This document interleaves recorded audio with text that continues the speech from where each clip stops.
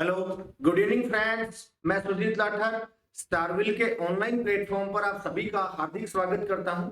जैसा कि आप लोग जानते हैं कि हमने सीडीपी की अर्थात एजुकेशन साइकोलॉजी की वीडियो सीरीज स्टार्ट की हुई है, जिसमें हमने पर्सनालिटी का टॉपिक स्टार्ट किया हुआ है और उसमें हमने लास्ट सेशन में सिगमंड फ्राइड का मनोविश्लेषणात्मक जो थ्योरी है, साइको एनालिटिकल थ्योरी है, उसके बारे में डिस्कशन किया था।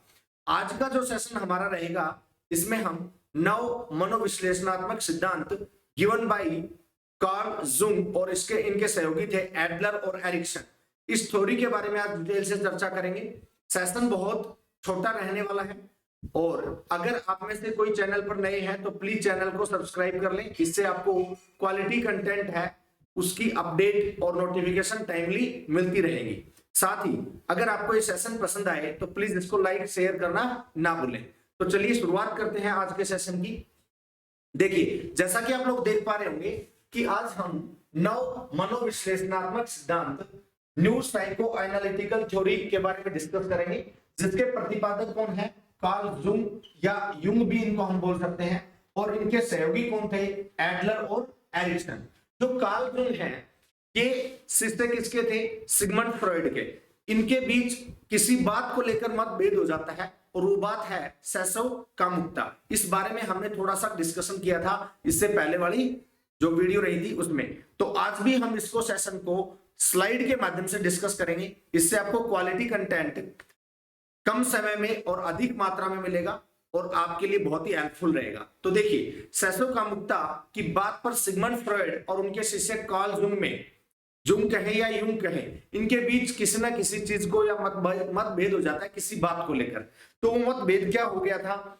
सिगमंड फ्रॉइड क्या कहते हैं? सिगमंड फ्रॉइड तो कहते हैं कि सेसव कामुकता की बात की जाए या कामुकता की बात की जाए, दोनों का ही जो व्यवहार है वो लिबिडो के माध्यम से संचालित होता है। अगर आप नहीं जानते हैं कि लिबिडो क्या है तो इसमें कामुकता सेक्सुअल अर्ज के बारे में सिगमंड फ्रॉइड ने बताया था, तो वो आप एक बार इससे पहले वाली जो वीडियो है उसको जरूर आप एक बार देख लीजिएगा। ठीक है, अगर हम बात करें एडलर की और युंग की, तो नव मनोविश्लेषणात्मक सिद्धांत के जो प्रमुख प्रतिपादक है वो कौन है? युंग या जुंग है, कार्ल जुंग जिनका पूरा नाम है। एडलर, एरिक एरिक्सन इनके सहयोगी थे, साथ ही सुलेवान, अन्ना और फ्रॉइड भी इनके सहयोगी थे। ठीक है, और आगे हम डिस्कस करते हैं इसमें। युंग को नव फ्राइडवादी भी कहा जाता है। नव यानी कि इन्होंने न्यू जो साइको एनालिटिकल थ्योरी प्रतिपादित की है, इसी वजह से इनको क्या कहा जाता है? नव फ्राइडवादी, क्योंकि फ्राइड के ये शिष्य थे इसलिए इनको फ्राइडवादी कहा जाता है। फ्राइड के शिष्य युंग ने फ्राइड के विचारों से असहमत होकर विश्लेषणात्मक सिद्धांत का प्रतिपादन किया, और जो इन्होंने विश्लेषणात्मक सिद्धांत का प्रतिपादन किया इसको जाना गया नव विश्लेषणात्मक सिद्धांत के नाम से। ठीक है, अब देखिए युंग के सिद्धांत की जो प्रमुख बातें हैं वो क्या है? पहली अगर बात की जाए, काम वासना, सेक्सुअलिटी। युंग ने काम वासना से संबंधित विचार अपनी पुस्तक this psychology of the unconsciousness में प्रस्तुत किए थे। ठीक है, तो इन्होंने क्या प्रस्तुत किए हैं? देखो, युंग के अनुसार बालक का व्यवहार न तो फ्राइड के लिबिडो, मैंने अभी बताया था आपको लिबिडो क्या होता है, लिबिडो से नियंत्रित होता है, और न ही एडलर की रचनात्मक शक्ति से संचालित होता है या नियंत्रित होता है। युंग ने कहा कि प्रत्येक व्यक्ति में अपृथकीकृत जीवन शक्ति, अपृथकीकृत क्या होता है? जिसको अलग ना किया जा सके उसको बोलते हैं अपृथकीकृत जीवन शक्ति, या हम इसको कह सकते हैं अनडिफरेंशिएटेड लाइफ एनर्जी होती है। यही शक्ति व्यवहार को भी प्रभावित करती है अकॉर्डिंग टू जुंग। सामूहिक अचेतन, दी कलेक्टिव अनकॉन्शियसनेस के बारे में क्या कहा है युंग ने? युंग ने अचेतन मन के दो प्रकार बताए हैं। पहला इन्होंने क्या बताया है? व्यक्तिगत अचेतन, इंडिविजुअल अनकॉन्शियसनेस। इसके अंतर्गत व्यक्तिगत इच्छाएं, स्मृतियां आदि शामिल होती है। और दूसरी इन्होंने बताई है सामूहिक अचेतन। सामूहिक को हम क्या कहेंगे? सामूहिक को आप सोशल और ग्रुप से इंडिकेट कर सकते हैं।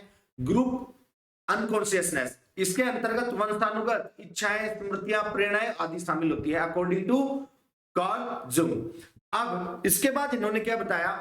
कार्ल जुंग ने सामूहिक अचेतन को अधिक ताकतवर माना, क्योंकि जो सामूहिक अचेतन है, जैसा कि मैंने आपको बताया इसमें वंशानुगत इच्छाएं जो शामिल होती हैं, जो वंशानुगत इच्छाएं यानी कि अगर आप किसी वंश से संबंधित हैं और उस वंश की जो इच्छाएं रही हैं कि हम आगे चलकर आगे की जो पीढ़ियां हैं उसमें हमारी जो पीढ़ी है वो इस प्रकार से कुछ कार्य करेगी जिससे हमारे वंश का नाम हो, तो जो वंशानुगत इच्छाएं होती है ना वो अधिक स्ट्रॉन्ग होती है। इसके अकॉर्डिंग कार्ल जुंग के अकॉर्डिंग, इसलिए कार्ल जुंग ने सामूहिक अचेतन को अधिक ताकतवर माना है।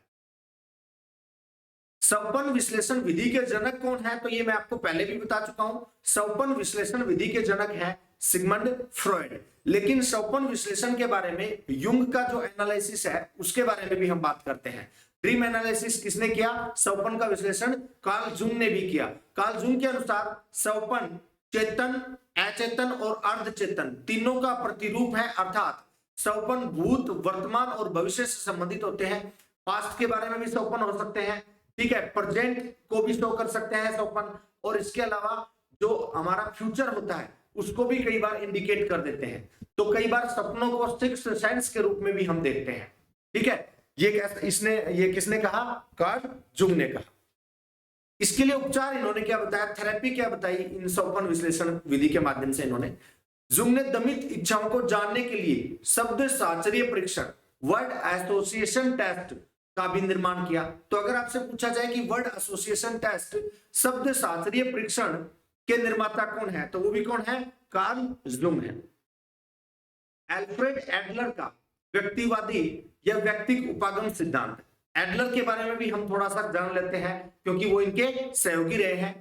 एडलर जो है, एडलर की जो थ्योरी है इंडिविजुअल अप्रोच पर आधारित है।